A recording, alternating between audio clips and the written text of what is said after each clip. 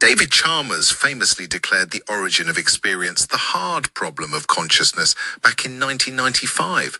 But nothing is harder than defending panpsychism at a dinner party by arguing a parsnip harbours a tiny rudimentary inner life. People become very defensive when you suggest their root vegetables might possess a spark of subjectivity. The hostility is palpable. We are dissecting a bold new proposition today. For decades, neuroscientists and philosophers have treated different theories of consciousness like rival factions in a turf war. The physicalists against the dualists, the functionalists against the idealists. What if they are all describing different layers of the exact same phenomenon? What if panpsychism is the bedrock and modern neuroscience just explains the scaffolding? That shifts the entire paradigm. Let us start with the bedrock. Panpsychism is the radical view that consciousness is fundamental and ubiquitous in the natural world. It proposes that even the smallest fragments of matter, like electrons and quarks, possess basic forms of experience. We must clarify that a quark does not feel human angst or contemplate its taxes. Proponents like Philip Goff describe it as an unimaginably simple, rudimentary consciousness. Early 20th century heavyweights like philosopher Bertrand Russell and psychologist William James defended forms of panpsychism and neutral monism. It elegantly bypasses the hard problem. The hard problem asks how non-sentient physical matter suddenly gives rise to subjective experience. The traditional materialist view assumes that if you arrange enough dead atoms in a complex pattern inside a brain, consciousness magically switches on. Panpsychists argue that looks far too much like magic. They say consciousness does not suddenly appear from nowhere. It was always there, waiting to be organized. Critics find this deeply unsatisfying. Neuroscientist Anil Seth argues that panpsychism explains nothing and generates zero testable predictions. The internet is far less polite. If you browse philosophical forums, users regularly dismiss it as pixie dust or just stupid. They call it a purely vibes-based approach to metaphysics. Vibes-based metaphysics, a devastating critique. But if we accept the panpsychist premise that the building blocks of reality have a faint trace of experience, we need a mechanism to explain how a pile of quarks turns into a human being writing poetry. This is where Giulio Tononi's Integrated Information Theory, or IIT, enters the picture. Tononi proposed IIT in 2004. IIT is a mathematical framework that measures the quantity of consciousness in a system using a metric called phi. According to Tononi, consciousness correlates with the system's causal structure and its ability to integrate information. A human brain has a massive phi value because it features an immense interconnected web of feedback loops. A simple heap of sand lacks that internal integration, so its phi is virtually zero. It has no unified conscious experience. IIT explains how the faint panpsychist sparks get bundled together into a roaring fire of awareness. The more integrated the system, the richer the subjective experience. Tononi and his team did not just build abstract math. IIT inspired new clinical techniques to empirically assess consciousness in unresponsive patients. They developed ways to measure the brain's complexity to see if a patient in a coma still possesses internal awareness. Which makes the recent backlash contentious. In 2023, over 100 scholars signed a letter characterizing IIT as unfalsifiable pseudoscience, a claim reiterated in a 2025 Nature Neuroscience commentary. The academic drama is fierce. Calling a rival theory pseudoscience is the highest form of scholarly trash talk. Philosopher Tim Bain concluded the foundational axioms of IIT fail to qualify as genuine axioms. Another critique stated that theory requires an unscientific leap of faith. A survey of researchers showed only a small minority fully endorsed that pseudoscience label, but the controversy remains. Let us assume the integration holds. We have a fundamental spark from Panpsychism, and we have the structural integration from IIT. That gives us a unified field of awareness, but how does specific information jump to the forefront of our minds? Cognitive scientist Bernard Bars answered that in 1988 with global workspace theory. Bars drew inspiration from early artificial intelligence blackboard architectures, where independent programs shared information in a central hub.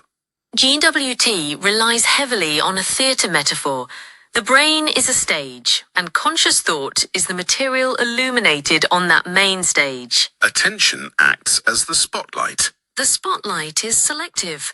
The stage receives all sorts of sensory data, but only the events in the bright beam become fully conscious. While the audience sits in the dark. And the invisible stagehands, the unconscious processes, do all the heavy lifting behind the scenes. Those stagehands are processing your digestion, regulating your breathing, and filtering out background noise. When a red sports car zooms by, multiple sensory modules converge, interpret the data, and broadcast a global interpretation back to the workspace. You suddenly experience the sports car. GWT explains how integrated information becomes actionable. It enters the workspace so we can make decisions and guide behavior. Bars noted that the global workspace is closely associated with working memory.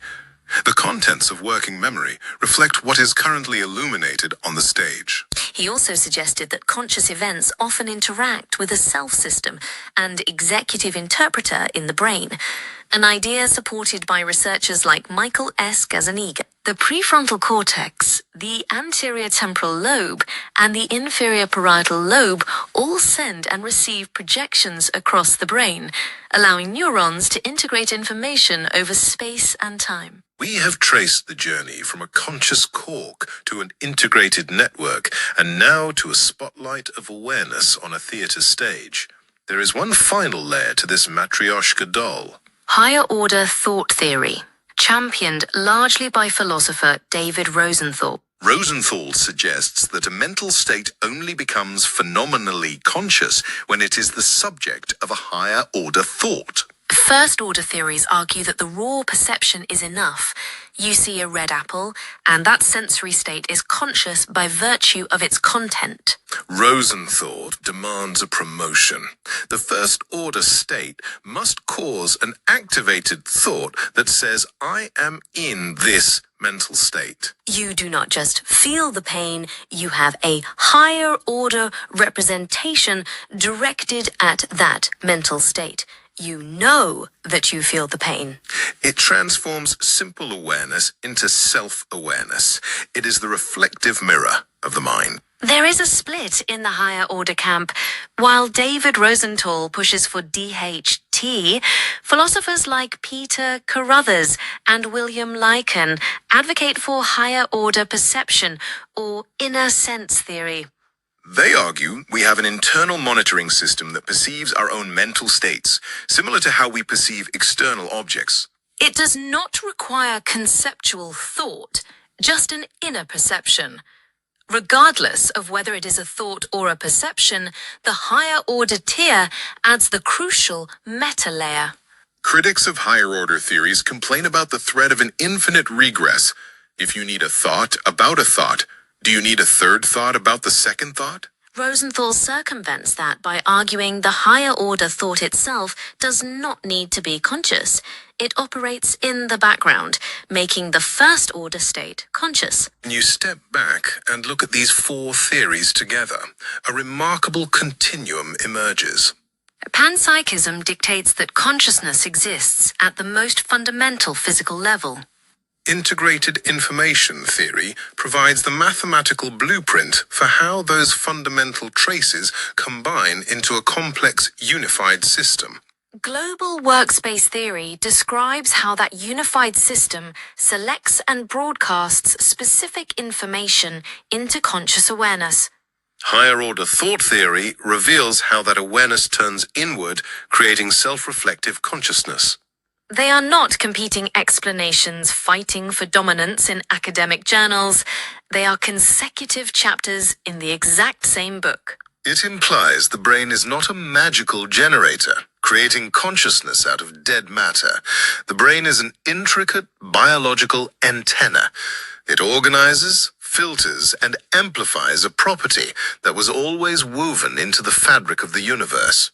That changes the trajectory of neuroscience. We stop asking which theory is correct and start asking how they interact. We map the transition from the fundamental spark to the spotlight of the theater, all the way to the self-aware critic sitting in the front row. It is a profound shift in perspective. The mystery of consciousness is no longer a battleground of mutually exclusive ideas. Send this conversation to a friend who loves overthinking the nature of reality.